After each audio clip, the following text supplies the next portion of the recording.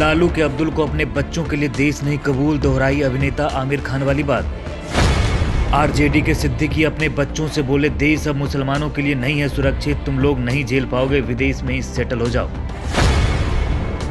लालू यादव के भरोसेमंद के बयान पर बीजेपी हमलावर, लेकिन नीतीश तेजस्वी खामोश। आखिर देश के नेताओं और अभिनेताओं को हो क्या गया है? जिस देश से वो सब कुछ लेते हैं उसी के खिलाफ जहर उगलने लग जाते हैं। अभिनेता आमिर खान की 2015 वाला वो बयान तो याद ही होगा आपको, जब उन्होंने एक इंटरव्यू में असहिष्णुता पर बोलते हुए कहा था कि पिछले कुछ समय से देश में माहौल खराब हुआ है। पत्नी का हवाला देते हुए आमिर खान ने कहा था कि उनकी पत्नी को देश में रहने से डर लगता है और वो देश छोड़ने की बात कर रही हैं। अब 7 साल बाद एक बार फिर ठीक उसी तरह का डर वाला जिन्न निकल कर बाहर आ गया है। अब की बार ये डर सताया है बिहार के नेता अब्दुल बारी सिद्दीकी को। अब्दुल बारी सिद्दीकी का एक बयान देश में नया सियासी भूचाल ला दिया है।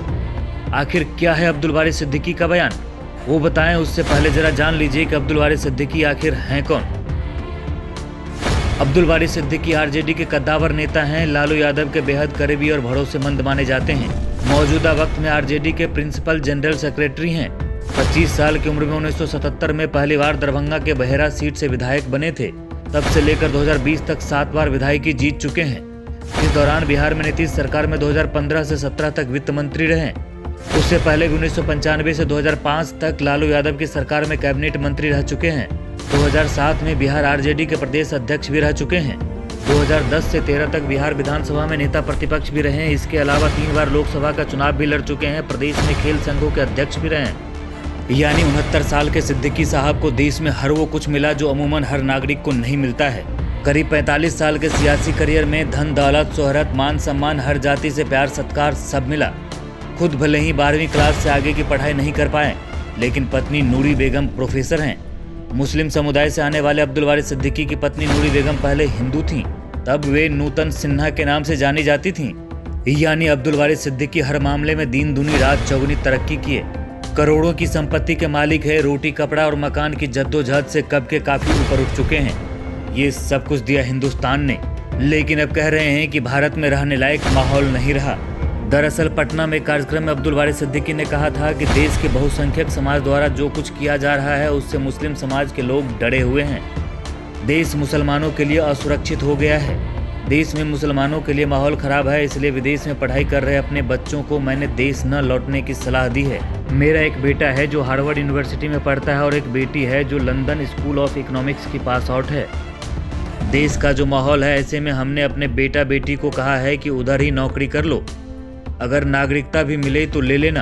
अब भारत में माहौल नहीं रह गया है, पता नहीं तुम लोग झेल पाओगे या नहीं झेल पाओगे। बात देश की हो और मसला हिंदू मुसलमान का हो तो भला सियासत कहाँ पीछे रहने वाली है। बीजेपी ने फौरन सिद्दीकी के बयान को लपक लिया। बिहार बीजेपी ने ट्वीट कर कहा कि अब इन्हें भी भारत में डर लगने लगा है। दशकों तक अल्पसंख्यकों को बरगलाकर मलाई खाने वाले पूर्व मंत्री राजद के वरिष्ठ नेता और लालू परिवार के खासम खास अब्दुल बारी सिद्दीकी बोली, आपकी दुकानदारी पर अब संकट आ गई है, इसलिए डर लग रहा है।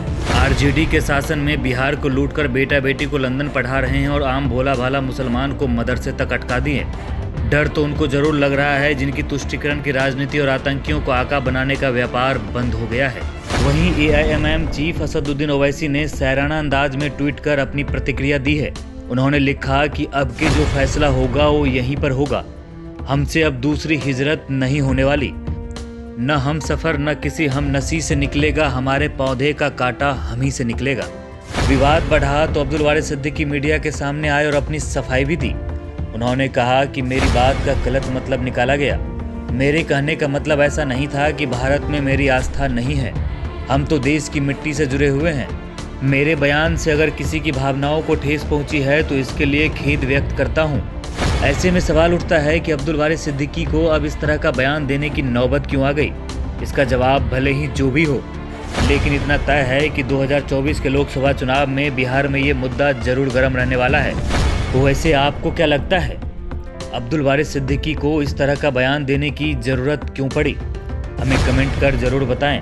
और हाँ, अगर हमारा ये वीडियो पसंद आया हो तो इसे लाइक और शेयर ज़रूर करें। साथ ही अगर आपने अब तक हमारे इस पेज को फॉलो और सब्सक्राइब नहीं किया है तो कृपया अभी करें, ताकि आप तक हमारी हर वीडियो आसानी से पहुंच सके। ब्यूरो रिपोर्ट, न्यूज़ नेपथ्य।